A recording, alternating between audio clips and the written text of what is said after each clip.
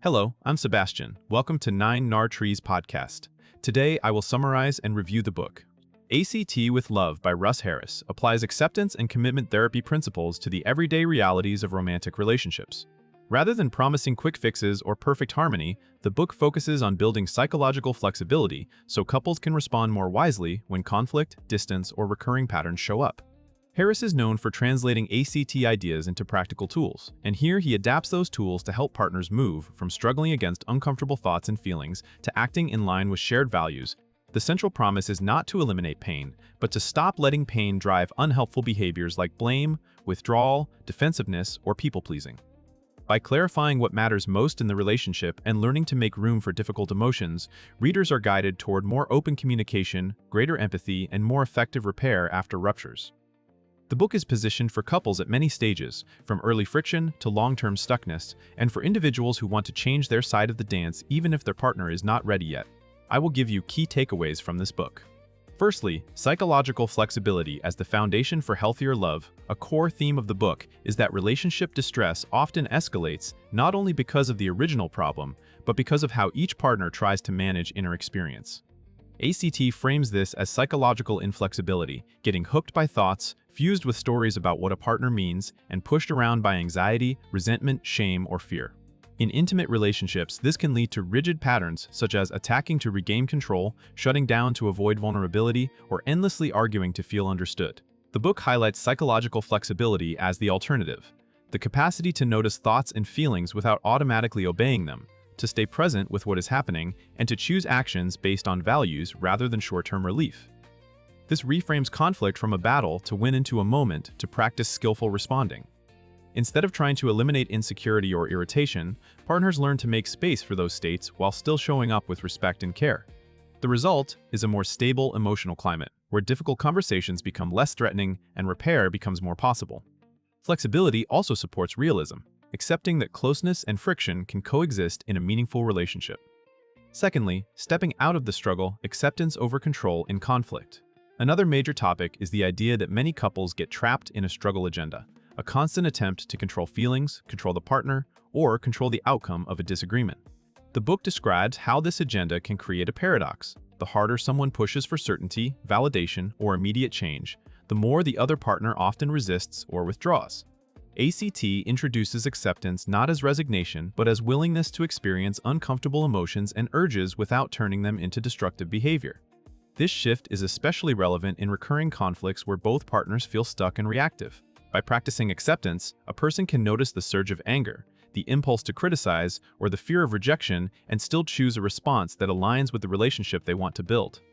The book also emphasizes distinguishing between what can be influenced and what cannot, focusing energy on workable actions rather than rumination.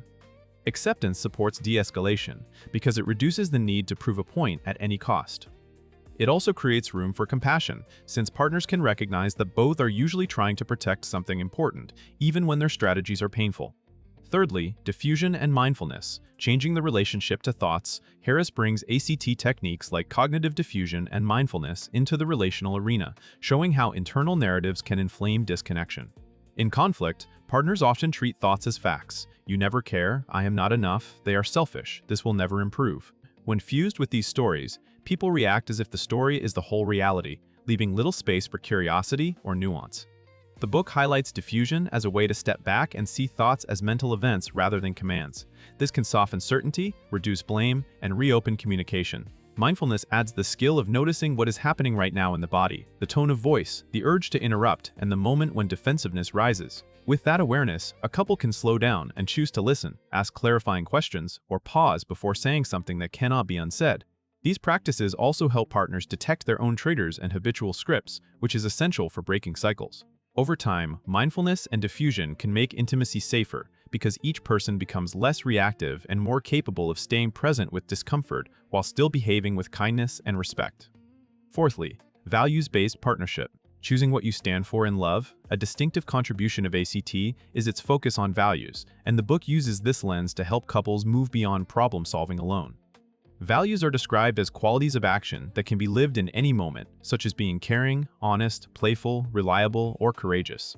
In relationships, values clarify what kind of partner someone wants to be, even when they feel hurt or disappointed.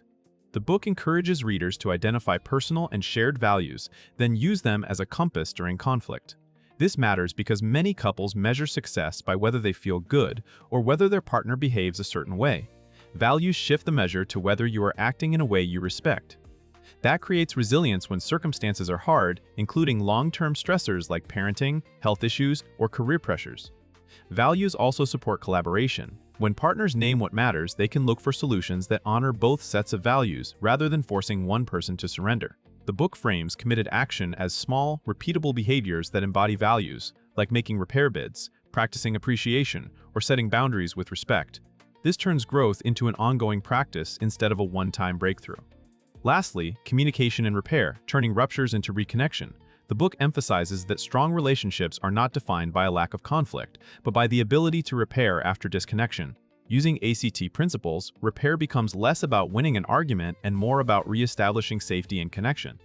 Psychological flexibility supports better communication because it helps partners stay engaged even when emotions run high. The book focuses on practical shifts, listening to understand rather than to rebut, speaking from experience rather than accusation, and acknowledging impact without collapsing into shame. It also highlights how avoidance can be as damaging as aggression, and how values-based courage can lead to hard but necessary conversations. Another key idea is taking responsibility for your part of the cycle. Even when one partner feels more wronged, changing one side of the dance can alter the whole pattern. The ACT approach also supports boundary setting, not as punishment, but as self-respect and clarity about what supports the relationship. Over time, these skills make conflict less catastrophic because partners learn that ruptures can be repaired. This increases trust and emotional security, making it easier to be vulnerable, to ask for what you need, and to offer forgiveness when it is appropriate. In conclusion, this book is best for couples who feel stuck in repetitive arguments, partners who love each other but keep hurting each other, and individuals who want to improve how they show up in relationships even if their partner is not yet on board.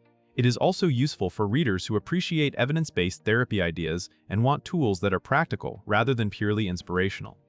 The main life benefit comes from learning psychological flexibility. You become less controlled by anger, fear, or resentment, and more capable of acting with intention. That can reduce escalation, improve communication, and create more consistent intimacy, not because problems vanish, but because you handle them differently. Compared to many relationship books that focus primarily on techniques for persuading a partner or getting needs met, ACT with Love places equal weight on inner skills like mindfulness, acceptance, and diffusion, and then links them to values-driven behavior. That combination helps readers break cycles at their source instead of simply managing symptoms. It is worth buying if you want a clear framework that translates therapeutic principles into everyday choices, offering a sustainable path toward reconciliation, difference navigation, and a stronger, more respectful partnership over the long term. If you would like to support Russ Harris, you can buy the book through the Amazon link I've provided in the podcast description. After reading the book, please let me know what you think and share your thoughts. See you around.